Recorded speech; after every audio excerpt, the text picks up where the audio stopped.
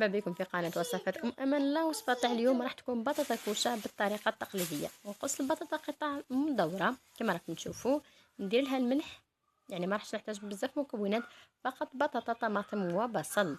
نقي البطاطا تاعي على الزيت تكون سخونة ونهار تكون متوسطة. في نفس الوقت نرجع نقسم البصل تاعي دي رونديل ونحاول نقطعهم على 2، خاصة ولا كان البصل حجمها كبير كما اللي عندي أنا. نقطعها بهذا الشكل ونقسمهم على 2، وهم ايضا نملحهم باه نقليهم بهذه الطريقه. كامل الحبات على البصل. في صحن راح نحط كميه من النعناع، او يعني راح درت نعناع مجفف. حب سنة ثوم، لا ما عندكش نعناع طبعا تقدري ديري رند، احسن واحسن. سنة تاع ثوم، كميه من الملح، توابل، فواحه، فلفل اسود، وراح ندير كميه من راس الحانوت، وملعقة هريسة يعني اختياري. طبعا الهريسة راح نخلي لكم دائما رابط الوصفة. الهريسة تاع المنزل راني نستعمل، وراح نستعمل حوالي كأسين من الماء المغلي. كما راكم تشوفوا الماء بزاف سخون، ماء مغلي، ونخليهم الوقت اللي حتى نكمل القلي تاع البطاطا، يعني نخليهم بزاف في الماء هذا المغلي باه تروح لنا شويه الطعم تاع الثوم القوي. نقي البطاطا ونعاود نحط البصل يتقلى.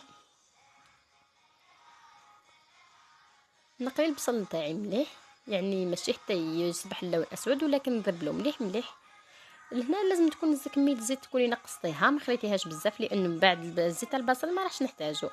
نحط البطاطا تاعي في المول اللي يدخل الكوشه، ونحط فوق منها شرائح البصل. ما ندير والو تحت البطاطا لانه اصلا فيها الزيت، والبصل ايضا بالزيت. البطاطا نخليها باللون الابيض، ما نخليهاش تحرق لي. نحط شرائح الطماطم بالشكل الدائري، ونضيف عليهم قطع زيتون.